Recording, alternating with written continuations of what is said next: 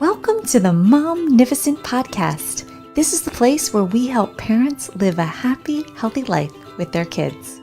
We're going to show you how to connect with your child and help them even in their most difficult moments as we hear from experts in the field.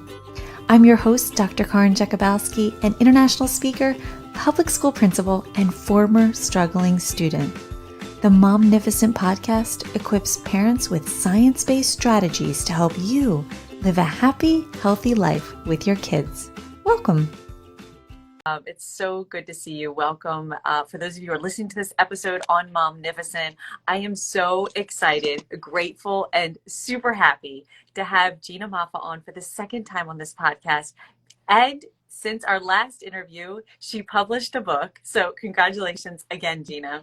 Thank you so much. It's so surreal. I love that. I love coming on ahead of time, and then now we get to the after, and it's out in the world, and we get to talk about all the things in a different way. So yeah, it's so awesome. And I told you I gave the book to someone I know, and they were like, "Thank you so much." And I didn't even think about the fact that they were grateful for it for their own adult kids, and I wasn't thinking of her kids, and the fact that she was so grateful for herself and to have something also for her kids. I was like, this is so amazing. And I remember I got so excited. I texted you. I'm like, Gina, you're the best. You rock. I know. I'm like, thank you for your PR. But also, no, I mean, one of the hardest things about this is knowing that, or having the intention of wanting it to be so helpful or a safe place to land for someone, but not being able to get it to them. And so, you knowing the people that you know and being the support that you are for so many people, it's so meaningful to me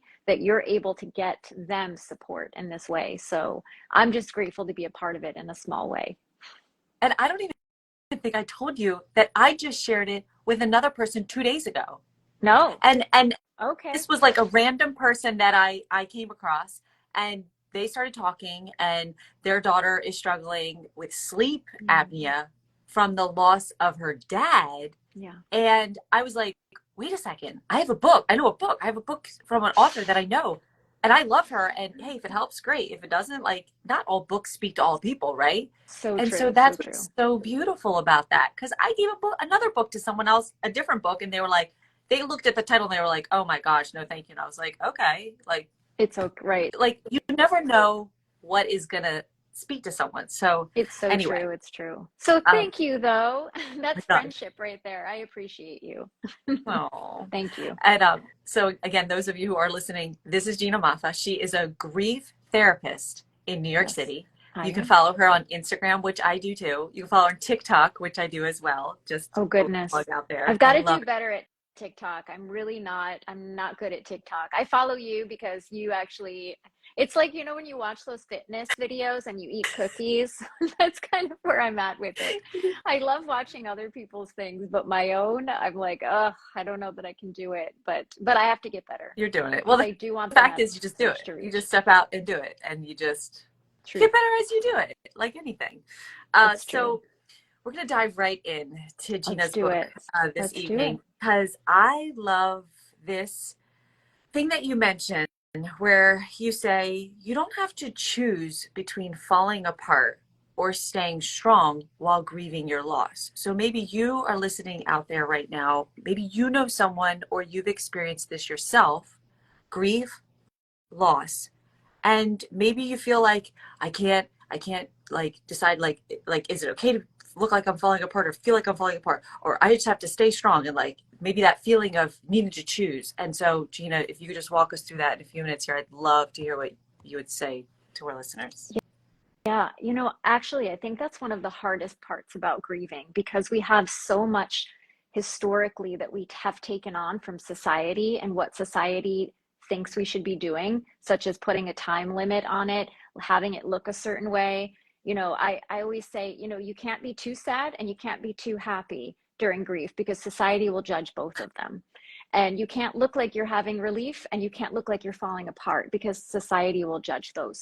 And so really, I think what that is the permission to feel what you feel as you feel it, but also to make sure that you can find a safe place to fall apart or to be vulnerable, to be fragile, to be with your tenderness, and make sure that you also are surrounded by the right people. Because I think what can happen is that we are with people who judge our journey and our path, who are, or they care so much about us that they want us to feel better immediately. And so we think that we have all of these expectations and pressure on us. And so then we hurry up. And I just wanted this to be a permission slip that, you can grieve for as long as you need to grieve. I hope you also find relief and you find support in that. But also, it's okay not to grieve right away. And it's also okay to take breaks and distract yourself. And so really, it's that permission to have it be what it is for you in every given moment, any given moment and every given moment. Because if we look outside of us, we're never going to have an honest grieving experience, because somebody will always have some judgment or some expectation or some hope for us or some fear. And we'll always be looking to make it okay for other people and not necessarily be honest with ourselves. So that was really what that was about. I love that.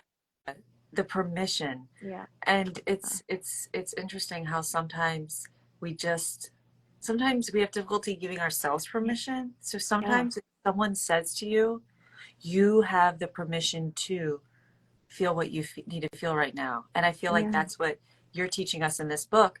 And you know what's crazy about this, Gina? Like, the more I was thinking about these questions we were going to be talking about, the more I realized, and I maybe I'm making this connection or this aha, or I'm so curious your thoughts on this. I want to venture to say the average person doesn't necessarily do this in normal life. Yeah. And then you have a loss, and we really don't know how to give ourselves permission, because on a normal day, I feel like as a society, we struggle with giving ourselves permission to take care of our mental health. Even if, like, I know that's such a big buzzword out. Everyone's like, mental health, oh my God, mental health. Mm-hmm. But I actually think it's true, because you're saying, there's like these society norms that we show up and everything's fine. And if you show up and everything's falling apart, that's not acceptable either. And so, like, as you were talking and as I'm looking at these questions, I'm like, this is even more true in a loss. And this is actually true for us on an everyday basis. It really is. It is. And I think this highlights that, and I think I also mentioned it in the book, the way that we cope is really the way we grieve. So the way that we handle everyday stressors. Of course you said. And it's hard. It was, so it's not in my aha. It already. No. You already said. No. It's definitely your aha. But it's like, and it's like understanding that more. Yeah. It's so true. And thank you for highlighting that, because it really is something that, and look, on my Instagram, I think I say it every day. We have to do better for ourselves and other people. We have to give ourselves permission to be authentic and vulnerable and safe and brave, and it's really hard. It is so hard in this fast moving society. COVID made it seemingly move faster. And false expectations that we all live by, that we think everyone's living by. And in reality, it's kind of like making videos. People tend to be like, well, oh, it's not perfect, I can't, da, da, da, da. And I'm like, you know what? People don't want perfect anymore. They just want you, raw, you, just be you. There's nobody like you. Show up as you.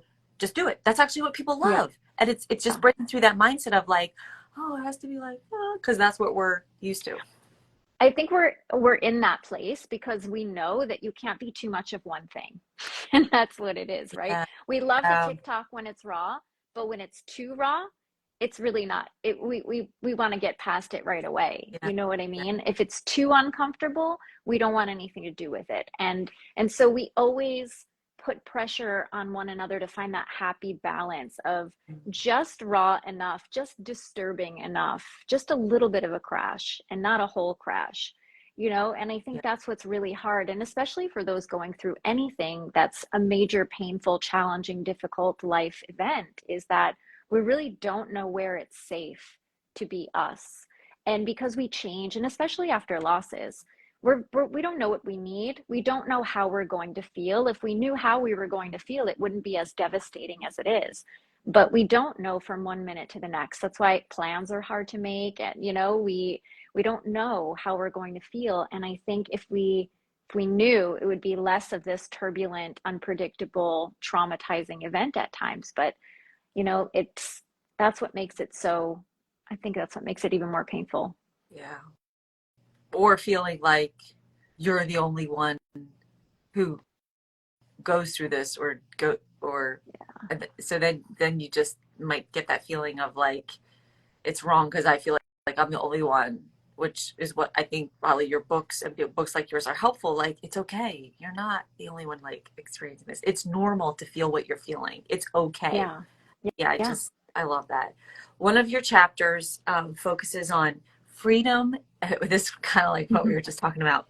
Freedom to feel what you feel.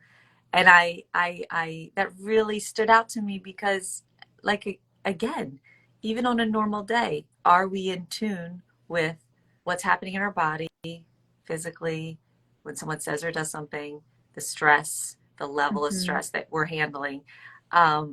Freedom to feel what you feel. Tell us a little bit about that. Yeah, I mean, I think it's something that I didn't realize was not common sense, right?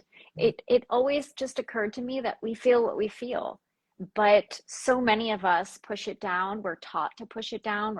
We're taught to be in this repressed state. We're taught to hide and cloak, and we shame ourselves into, pretending that things are not hard or things are not falling apart. And I think that it's such a silly and common sense reminder that you can feel how you feel, and my caveat is always, as long as you feel safe. My hope is that people can find a safe place to feel, or a safe place to not feel, right? That it's okay, whatever it is, as long as we're not gaslighting ourselves on a constant basis, as long as we're not bullying ourselves into not experiencing what it is that we're experiencing and pushing it down. I think that we have so much pressure that grief or trauma or anything painful, depression, has to look a certain way. And so we get really self-conscious if our grief experience doesn't look like what we compare to other people. And so it really is just that chapter, it's early on in the book, is really a gentle reminder that whatever it is that you're experiencing, and maybe you're in survival mode, and maybe you don't have the capacity to grieve right now or to experience intense emotions because you're caretaking, or you've got other kids, or you have a flare up of a chronic illness, or you have to get back to work because you don't have bereavement leave. And I want to acknowledge that as well, because it's okay then to feel what you feel about that. And it's okay to have to not grieve right now. And it's okay if you have to deal with funeral arrangements or other practical, pragmatic things. And I think it's really just, for me, a permission slip to be in the moment with what's happening as safely as we possibly can. And if we can't, to somehow create that for ourselves by reaching out or other things, or accepting that help. But that's really the point. And it's really a chapter of reminders, different types of reminders. Yeah. And I love how you were saying, like, we think everybody knows that or should know it, right? And it reminds me of another guest I had on the podcast, and she was teaching me, like, just take a minute and check in with yourself. Like notice where you're holding. Does your body feel tense anywhere? Just notice it. Yeah. Like, and ask yourself, like, what do I need right now? And if you really just in a quiet moment ask yourself that, it might be something different than your normal go-to. Yeah. Like, I literally was just thinking about that today. And yeah, so no, it's powerful. Freedom to what you feel. I love that. I love that chapter. You also talk about, oh, this is so good. Exactly kind of what we were just saying. You say, my body was calling and I was on do not disturb. I loved it. I love that way that you put that. In what ways does our body call while grieving? And why is it important to listen to our body? How do we even listen to our body? Well, this is one I learned the hard way myself. And I talk about that in the book. I think we're taught to believe that grief is is more of an emotional experience than anything else. And it is a full body experience. It does so much to our bodies. The stress alone, it creates inflammation. It will batter our immune system. It will leave us exhausted. We will have, our mind races, palpitations, gastrointestinal issues. Our sleep cycles will be mixed up.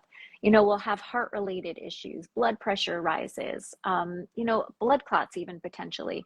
And for me, there was something going on where a couple of my organs just decided they wanted to act up, and I wound up with hypothyroidism and an insulin disorder, and I didn't realize that it could possibly have anything to do with my grief and all of the stress. It was really the stress of grieving that, I didn't have the time. I talk about it in my book, but I had multiple losses all in 1 week, and I didn't actually feel like I had the luxury of grieving, and I didn't know what that looked like. I'm a grief therapist, so there was a certain arrogance in me thinking that I knew already how to do it, how to play the game. And I was incredibly wrong and incredibly humbled very quickly. And it was really painful, but after the shock and adrenaline of loss wears off, we really do have to be mindful, kind of exactly what you were just saying, of putting your hand on your body, in this way, and checking in and really being as mindful as possible that your body will take in the emotions, will take in the stress. And if you don't give it any attention, and if you are not taking care of your body, and I call it survival care, not self-care, because it really is sometimes life or death. We have to include our body in whatever care that we're doing after a loss. It's imperative. And so whether that means we get a physical or blood work, or we simply check in with our body more, we make sure that we're drinking enough water or getting enough rest, even if we can't sleep, we're eating enough protein, getting some sunlight, getting movement, that stuff seems so common sense. But after a loss, when someone is really distraught, or they're really busy, or they have to caretake, like we were just talking about, it's going to go by the wayside.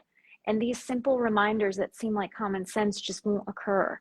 And so for me, I have to keep on stressing that do not have your phone on do not disturb regarding your body, because if you ignore it, it will get louder, it will knock louder at your door. And so it's really just important to include that in whatever care you're giving yourself. And it reminds me of the title of that book, the body feels everything, or the body, The Body Keeps the Score. Yes. Yeah. That is such a good book. I read that, yeah. and I was like, whoa. Wow. Yeah, for sure. That'll really shift your thinking of how you take care of your body when you read that book. How do you be real about grief with yourself and those around you when we live in a world, like you were saying, the societal norm that you don't wear your emotions on your sleeve? And you kind of touched on it a little. Is there anything else you want to add to that? On how to be real with our grief? Yeah, because like we were saying, like you think people are expecting you to show up like everything is fine, or whatever you think people are thinking you should or shouldn't show up. Or I just had a loss and I'm going to go do something fun, and what will that look like to other, right? Like it could be anything, like the expectation maybe that just looms over us, that's probably, you would say, just steals you from being really able to check into what you need, and whatever that is for you, it's right. Absolutely. And something I also talk about in the book is really for people who aren't taught how to feel, or that feelings are dangerous. There are so many people I work with that are like, I wasn't really allowed to cry. There was that generation where some parents would say, like, you're going to cry, I'll give you something to cry about, and so you just learned, to push it in, and you learned that maybe emotions were dangerous, and so there's so many different scenarios of where we aren't taught how to understand or be real with our emotions because it isn't safe. And so I think one of the important things, and I hate saying this, I talk about this in my book. I never wanted to be that person. And yet I talk about this in my book because it's really important to understand that not everybody feels safe feeling. And so we can't be real with our feelings if we don't feel safe to be real with our feelings. And so really understanding that and uncovering that, to me, is one of the first steps with getting real, Because we can say, get real, be authentic all we want, right? It sounds amazing. It's all the buzzwords. But if we don't feel safe and we don't have that sense of courage that we should do it anyway, because the price is too high, or maybe we have a history of abuse in our family, whatever it may be, then we can't start there. We have to start with understanding why it's not safe to feel and having somebody safely be with us while we try it out. And that's really the power of therapy or the power of, safe coaching, whatever it may be, with healing. Because to have somebody there who can create a co-regulation with you, who can create a place for you to safely understand your feelings and even try them out, is a really important place to start. Because we can't be real with others if we're not real with ourselves. And we can't be real with ourselves if we don't know how to be real with ourselves, because being real was never safe. And so that's really important as a place to start, and I think that's the important part of understanding our grief experience too, and our emotions, right? Because when people come to see me, they're not coming to see me just for grief. Yes, they've had a loss, but I look at your whole life, and we look at the good stuff, we look at the bad stuff, we look at the painful stuff, the trauma, we look at the ways that you've gotten through things. We look at the resiliency, we look at the strengths, we look at all of the triumph, but it is important to understand how we've gotten through the hard times and the things that we've been through that maybe we've gotten stuck in, or we cycle through and we cycle around. So that's me advocating for therapy, but the right kind of therapy. Yeah. Well, I think that was quite a statement you said, and I'm going to say it again because you said it and it really stood out to me. Some of us don't feel safe with our feelings. Is that what you said? Yeah, I said we can't be authentic with other people about our feelings if we're not authentic with ourselves, and we can't be authentic with ourselves if we don't feel safe enough to feel our feelings. Yeah. So good. This is so good. Oh, and did you see that I came up with a title for another book for you? Yes, I just see that. I love this. Healing Hearts, Navigating Grief. I love that. You're genius. I was like, this is so beautiful. This is so Gina. So how can someone find and follow you? Well, you can find me here on the Instagram at Gina Moffa LCSW. You can find me on my website at ginamoffa.com. And I think those are the best two ways to get in touch with me. I do answer emails. It's a little bit nutty right now with my book out and my private practice is full and et cetera, but I really do try to get back to everyone as much as I possibly can myself. But yeah, what's important to me here is that people feel like there's a place to go when they're grieving or after a loss. And this is important to know too, is that it's a loss of any kind. And that was important to stress in my book, that we often don't see loss as anything except death related losses. But we've been through so many losses, each of us, whether, we even don't count pet loss in terms of grief, because it seems that people minimize that loss as well. But, divorce, breakups, friendship losses, estrangements, even getting sober, there's so much loss within each kind of life event that we move, we leave things behind. Identities, I have somebody who became a mother and is grieving her old life and old ways of being. Things that we perhaps wouldn't think of as grief are incredibly valid, and they matter because they affect you in some way. And it's just important to feel okay about knowing that what you are experiencing is valid. It's just important for me to share that. Is there anything you would say? So like when I sometimes see a student and I know it might not have been a death, but like you said, like someone was in their life and now they moved away or whatever, and a child is like dealing with that. Is there anything like, I'm not their therapist, but I see them every day. Is there anything? Is there any advice you would say to me that I can like consciously think about when I'm interacting with them? So any? I don't know what I'm trying to say. I think what you're trying to say is that you want to be supportive, and how do you be supportive without being their therapist, but also letting them know that they're in your orbit? What's helpful to them? Because I think I've seen kids you really know, struggle. I think so for me, I wonder, kind of what is the climate at home? Did their parents talk about feelings? Because if they don't, then it'll be harder for kids to talk about feelings because they wouldn't have known how. They haven't been modeled it. But I think just letting them know that you care and that you're there if they ever need support or somewhere safe to talk to, that maybe they don't know that you're safe yet, but they will. Um, I think that if it feels like it's something that you could do or feels comfortable for you, just letting them know that, everyone there is supporting them and, whatever they need, it's okay to come to you and ask for that. That's good. And it is hard for kids to sort of know what they need, but I think if they are going to the counselor, um, a, a good counselor in your school would be able to sort of Right. know what that is and then perhaps kind of help the community give that to them. But I think just letting a child know that they're not alone and that they're seen and validated in some way or that they're cared for is just important, so they don't feel like they're just hiding all the time or they fall under the radar. Okay. Good. Yeah. Thank you. Well, as I was prepping these questions, I realized that I wanted to give your book to another friend.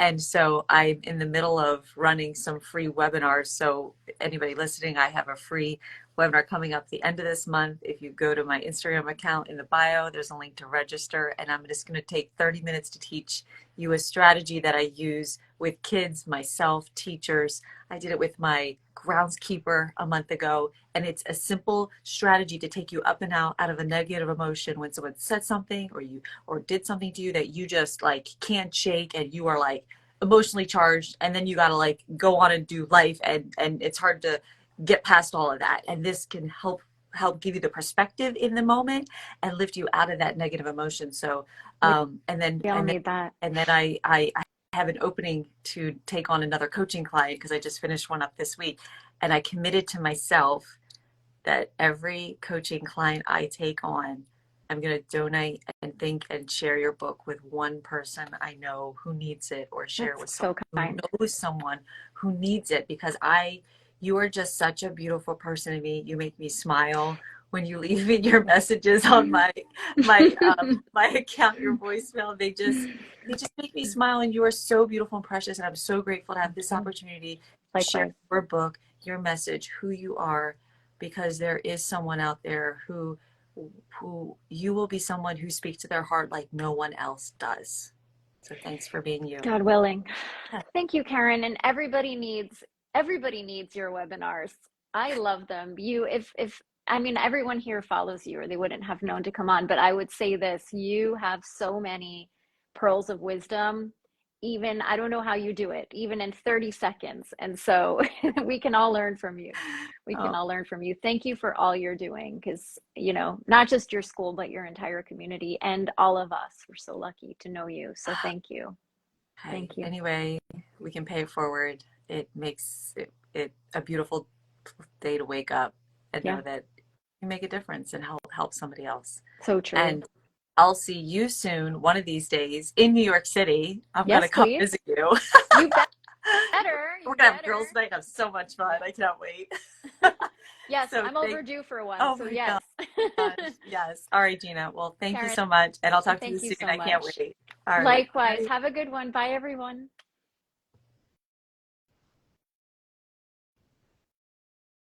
That's all we've got for this episode of the Momnificent podcast. If you enjoyed this episode, I would be honored if you would subscribe and rate if you really liked it. I know wherever you're listening right now, it might not be the best time to leave a comment, but feel free to leave a question, a review, or a comment at any time. And until next time, remember, don't worry, be happy.